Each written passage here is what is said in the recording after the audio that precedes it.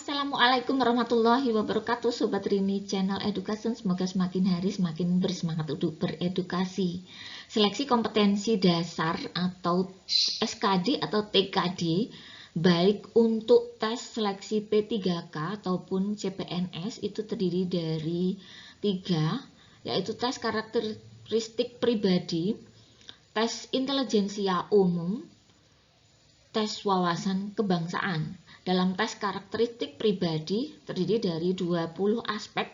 Nah, di sini video kali ini adalah bagian dari tes karakteristik pribadi pada 3 aspek yang pertama. Maka kita beri kode TKD 01 yang terdiri dari tes karakteristik pribadi pada aspek integritas diri, aspek kejujuran, dan aspek kemampuan bekerja mandiri dan tuntas bertanggung jawab. Nah, artinya masih banyak sekali video-video yang menjelaskan secara detail dan rinci serta lengkap mengenai keseluruhan tes. Ada baiknya Anda melengkapi pengalaman belajar Anda dengan mengklik link-link materi lainnya pada keterangan di deskripsi video ini.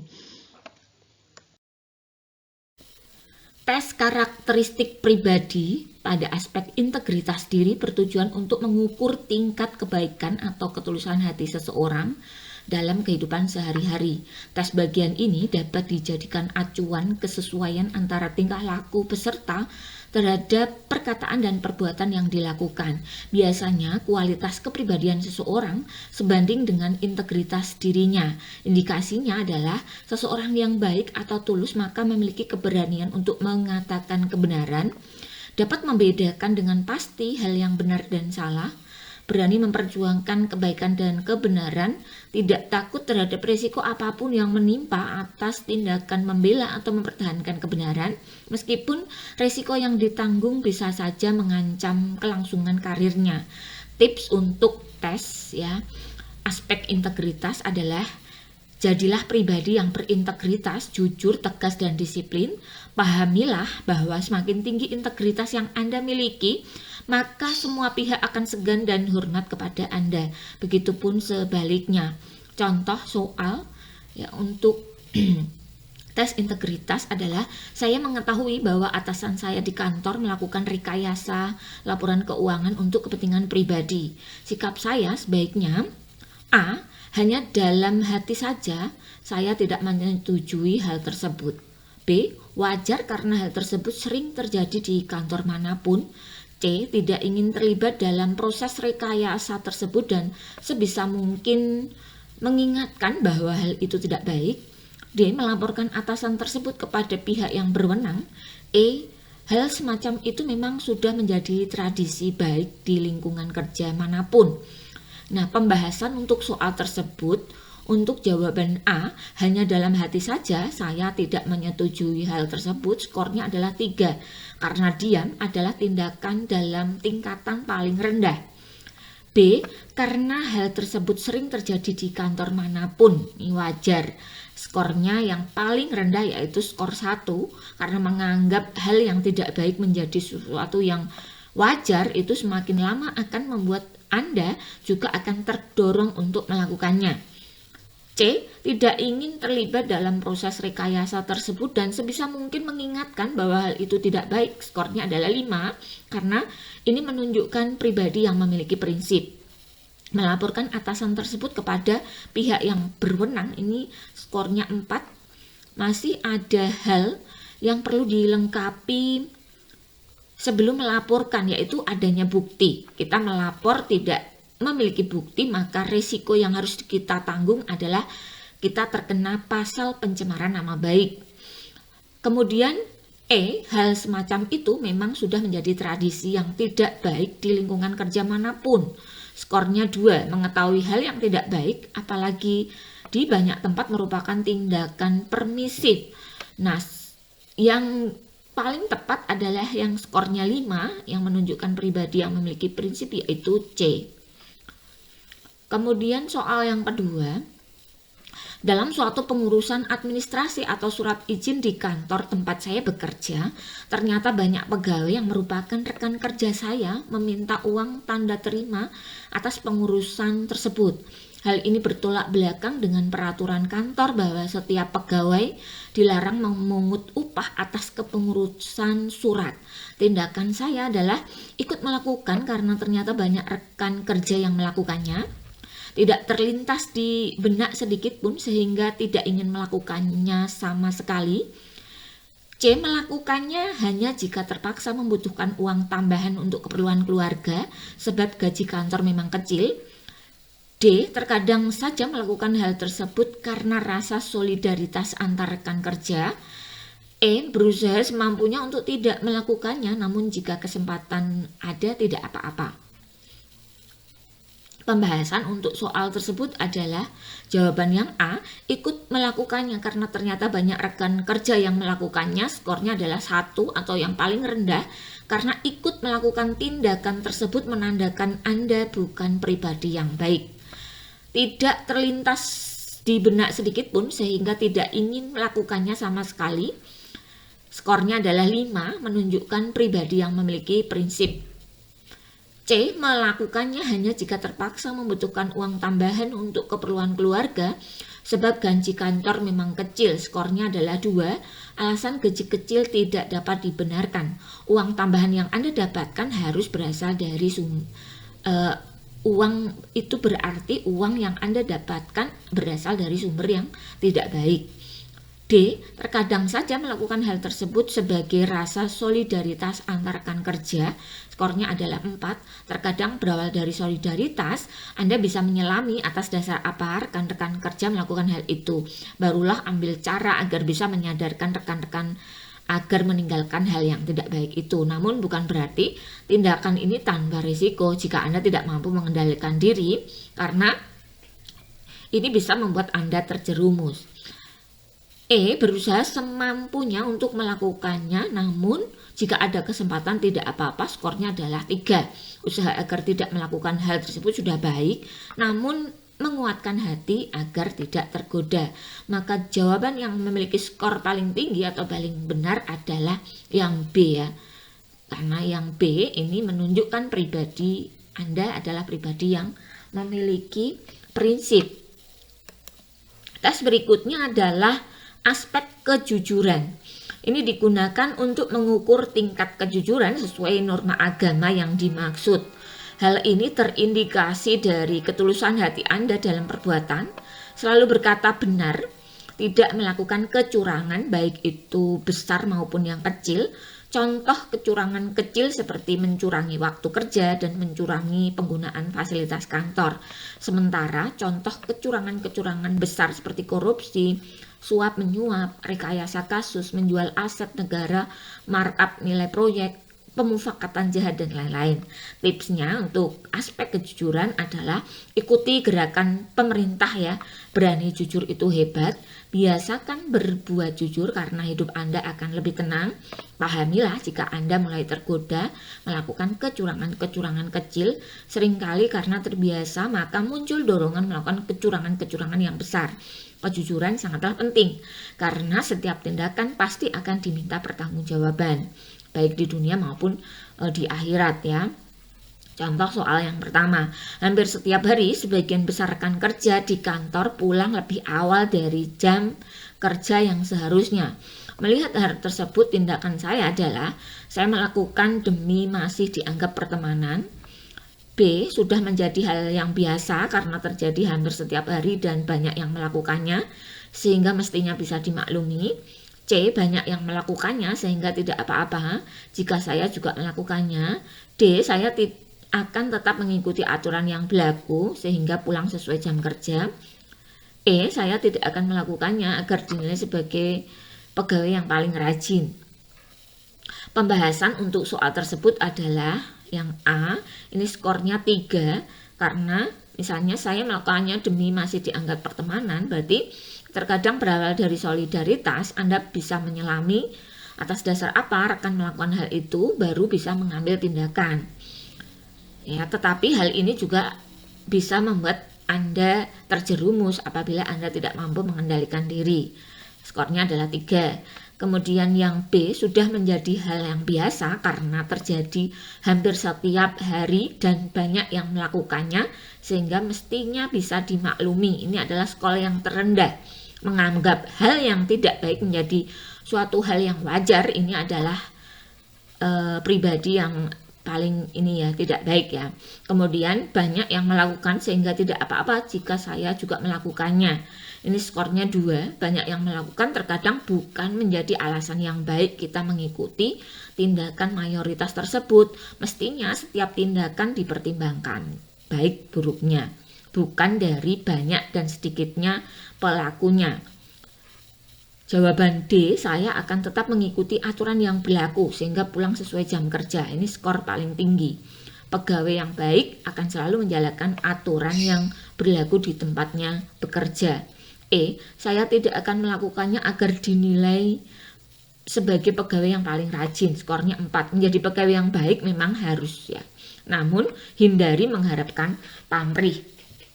Skor yang paling tinggi adalah yang 5. Jawaban yang betul adalah yang D. Soal yang kedua, suatu hari pada saat penerimaan CPNS saya dihubungi oleh seorang oknum yang mengaku salah satu panitia seleksi penerimaan CPNS. Dalam pembicaraan tampaknya orang tersebut menawarkan bantuan agar bisa diterima menjadi PNS dengan cara memberikan sejumlah dana yang ditetapkan. Sikap saya adalah A. Tanpa ragu saya menolaknya karena ingin diterima sebagai PNS dengan cara yang sah dan resmi. B. Dihubungi oleh panitia seleksi penerimaan adalah momentum yang langka, maka saya akan menerima tawaran tersebut apalagi persaingan tes CPNS terkenal sangat ketat. B. Mempertimbangkan terlebih dahulu jika ada waktu akan saya komunikasikan dengan keluarga. Siapa tahu ada keluarga yang mau membantu mengenai dana tersebut. D. Pada tes CPNS yang saya ikuti ini sebisa mungkin saya lakukan dengan cara resmi terlebih dahulu. E. Segera meminta pertimbangan keluarga atau orang yang berpengalaman dalam hal tes CPNS. Pembahasan mengenai hal ini adalah A. Tanpa ragu saya menolaknya karena ingin diterima sebagai PNS dengan cara sah dan resmi. Skornya paling tinggi. Ini menunjukkan Anda adalah pribadi yang memiliki prinsip. Untuk yang B, dihubungi oleh panitia kesempatan yang langka. Ya, ini skor yang paling rendah. Panitia seleksi yang baik tentunya harus mengikuti aturan yang ada, yaitu tidak ada hubungan dengan peserta tes. Hubungan yang terjadi selama proses seleksi apalagi mengarah pada tindakan tidak baik, maka bisa dipastikan itu hanya penipuan. Anda semestinya bisa berpikir karena pola ini sudah banyak terjadi dan mengantisipasi hal-hal demikian tidak harus mengalami sendiri. C. Mempertimbangkan terlebih dahulu jika ada waktu akan saya komunikasikan dengan keluarga. Ini skornya 2. Berpikir sebelum bertindak sangat dianjurkan dalam hal ini. Pikirkan juga risiko dari tindakan yang akan Anda ambil. Misalnya ada unsur penipuan dari orang-orang yang menghubungi Anda, lilitan hutang karena bantuan dana, atau hidup menjadi tidak tenang. Nah, pada jawaban D, pada tes CPNS saya ikuti ini sebisa mungkin saya lakukan dengan cara yang resmi ya. Skornya 4. Jika hal ini adalah tindakan yang baru bisa Anda lakukan saat ini, tidak masalah. Kedepannya pikirkan lagi, jangan sampai ada niat yang tidak baik mengotori usaha Anda. Jadi usaha yang baik di awal itu jangan sampai nanti Anda tergoda untuk melakukan hal usaha yang tidak benar ya. Segera meminta pertimbangan keluarga atau orang yang berpengalaman.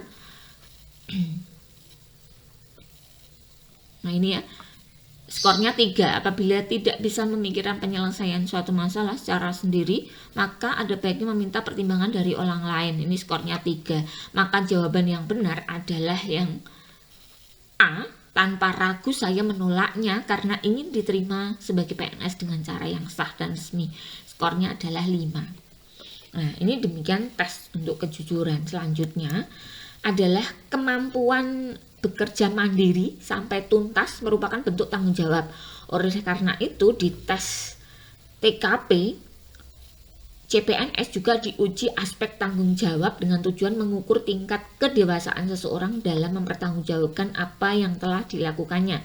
Indikasi hal tersebut adalah mampu menanggung risiko dan tindakan yang telah diperbuat, baik selaku tindakan pribadi atau tindakan yang dilakukan oleh anggota tim yang berada di bawah wewenangnya. Tipsnya adalah berusaha sebaik-baiknya, teliti dan hati-hati dalam setiap tindakan, selalu berpikir positif, tidak pernah takut gagal, mempertimbangkan dengan matang tindakan yang akan diambil, usaha keras, kerja cerdas, dan yakin akan hasil yang baik, meski Tuhan yang menentukan. Pahamilah bahwa setiap tindakan pasti dimintai pertanggungjawaban. Contoh soal yang terkait dengan tanggung jawab adalah dalam suatu proyek kerja lapangan, saya diberi kepercayaan untuk memimpin sebuah tim. Pada akhir laporan kerja yang diberikan, ternyata hasilnya mengecewakan. Setelah ditelusuri, salah satu anggota tim telah melakukan kesalahan. Maka A. Saya tidak dapat dipersalahkan dengan alasan apapun. B. Saya turut bertanggung jawab karena bagaimanapun juga saya adalah pimpinan proyek tersebut. C. Seharusnya hal tersebut tidak termasuk dalam tanggung jawab saya. D. Saya akan menelusuri lebih lanjut dan memaksa orang tersebut bertanggung jawab atas semuanya. E. Hal itu mutlak menjadi kekeliruan anak buah yang terbukti bersalah. Pembahasan untuk soal tersebut adalah jawaban A. Saya tidak dapat dipersalahkan dengan alasan apapun. Ini skornya 2. Karena sifat otoriter dalam kepemimpinan tidak akan bisa membuat kepemimpinan Anda berlangsung lama. B. Saya turut bertanggung jawab karena bagaimanapun juga saya adalah pimpinan proyek tersebut. Ini adalah skor yang paling tinggi, jadi ini jawabannya. Sebagai pimpinan proyek sebaiknya selalu memantau dan mengamati perkembangan pekerjaan. Sehingga hal-hal yang sekiranya bisa mengganggu hasil pekerjaan maka sudah dapat tertangani sebelum terlanjur terjadi. C. Seharusnya hal tersebut tidak termasuk dalam tanggung jawab saya. Ini skornya paling rendah. Mengabaikan hal yang semestinya menjadi tugas seorang pemimpin adalah tindakan permisif. D. Saya akan menelusuri lebih lanjut dan memaksa orang tersebut bertanggung jawab. Ini skornya 4. Introspeksi ke dalam memang harus dilakukan, namun Anda selaku pimpinan tetap paling bertanggung jawab dan harus mampu memberikan pertanggungjawaban ke publik. E. Hal ini mutlak menjadi kekeliruan anak buah yang terbukti bersalah. Ini skornya adalah 3. Setelah melakukan penelusuran dan menemukan anak buah yang melakukan kesalahan, bukan berarti melimpahkan seluruh pertanggungjawaban ke orang tersebut. Bagaimanapun semua juga turut andil atas kesalahan yang terjadi. Jadi jawaban yang paling benar selaku pimpinan, maka jawaban yang paling tepat adalah saya turut bertanggung jawab karena bagaimanapun juga saya adalah pimpinan proyek tersebut. Soal yang kedua, biasanya ketika muncul suatu masalah dalam pekerjaan yang ada kaitannya dengan kewajiban saya, tindakan yang sering saya lakukan adalah A. Langsung mencari kambing hitam penyebab masalah agar beban saya lebih ringan. B. Mencari tahu apakah ada pihak atau orang lain yang juga ikut bersalah dalam masalah tersebut agar beban saya lebih ringan. C. Membiarkan masalah terus berlangsung, nanti juga akan selesai dengan sendirinya. Seharusnya ada orang lain yang membantu menyelesaikan hal ini. Sebagai sikap empati, tetap bertanggung jawab dengan hasil apapun dan mencari solusi dari masalah tersebut. Pembahasan dari soal ini adalah A. Langsung mencari kambing hitam penyebab masalah agar beban saya menjadi ringan, yaitu skornya 2. Mengalihkan masalah ke orang lain bukanlah hal yang baik karena bisa menjadi fitnah. B. Mencari tahu apakah ada orang lain yang juga ikut bersalah dalam masalah tersebut agar beban saya lebih ringan, skornya adalah 4. Introspeksi diri perlu dilakukan, namun perlu diingat bahwa yang paling harus bertanggung jawab adalah diri Anda karena menjadi yang utama dalam hal tersebut.